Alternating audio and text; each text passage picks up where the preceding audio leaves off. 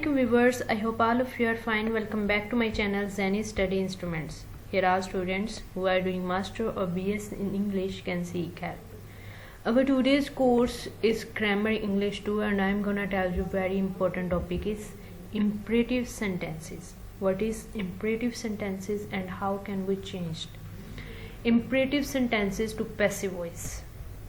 Before starting this video guys, please subscribe my channel and press the bell icon as well to get notification of my new videos.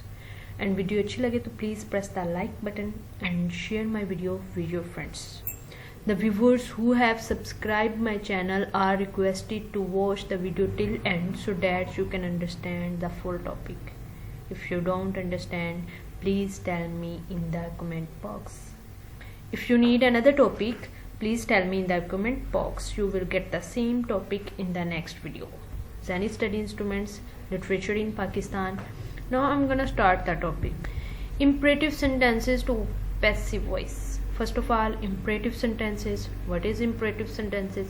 A sentence that expresses a command or advice, an advice or a request is called an imperative sentences.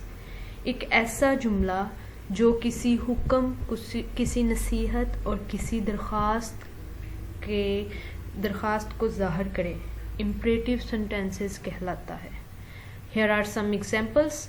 Learn your lesson, an advice. Open the door, a command. Help the poor, a request. Please make a cup of tea, a request.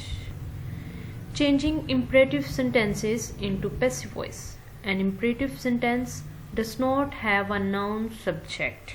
Imperative sentence का noun subject नहीं होता. It reflects a message conveyed to the listener in the form of an advice, request or a command. ये एक message को convey करता है अपने listener तक एक दरख्वास्त की शक्ल में, एक नसीहत की शक्ल में और एक हुक्म की शक्ल में. The listener of the sentence is assumed to the subject. और जो listener है sentence का वो subject को assumed करता है. Who is not directly mentioned in the sentence, जो किसी जुमले में बराह रास्त mention नहीं किया जाता. Hence, imperative sentences in passive voices also do not have a mentioned subject in the sentences. बस imperative sentences में passive voice जो है वो सब्जेक्ट, पैसिव वॉइस का जो सब्जेक्ट होता है वो मेंशन नहीं किया जाता जुमलों में. There are three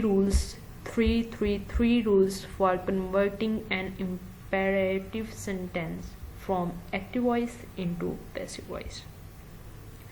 First of all, the imperative sentence in passive voice begins with word let. Let से जुमला इम्परेटिव सेंटेंस को जब पैसिव वॉइस में चेंज करेंगे तो जो सेंटेंस होगा वो लेट से स्टार्ट होगा. एवरी सेंटेंस, कोई भी जुमला हो, लेट से ही स्टार्ट होगा. Second, the verb be is used as an helping verb या auxiliary verb in passive voice of imperative sentences. अब ये सारा तरीका active voice to passive voice वाला ही है, बस स्टार्ट लेट से होगा और बाय, जहाँ पे active voice to passive voice में बाय यूज होता था वहाँ बी यूज होगा, बी. थर्ड, बेस फॉर्म और first form of verb. Base form यानी कि first form of verb, verb की जो फर्स्ट फॉर्म है, for example write is converted into past participle. Past participle होता है थर्ड फॉर्म ऑफ वर्ब. जैसे कि राइट की third form written for making passive voice of imperative sentences. अब imperative sentences का पैसिव वॉइस बनाने के लिए फर्स्ट फॉर्म राइट को या कोई भी फर्स्ट फॉर्म को थर्ड फॉर्म में चेंज करना है. Written, write, written. Read the following example for better understanding. Passive voice for imperative sentences.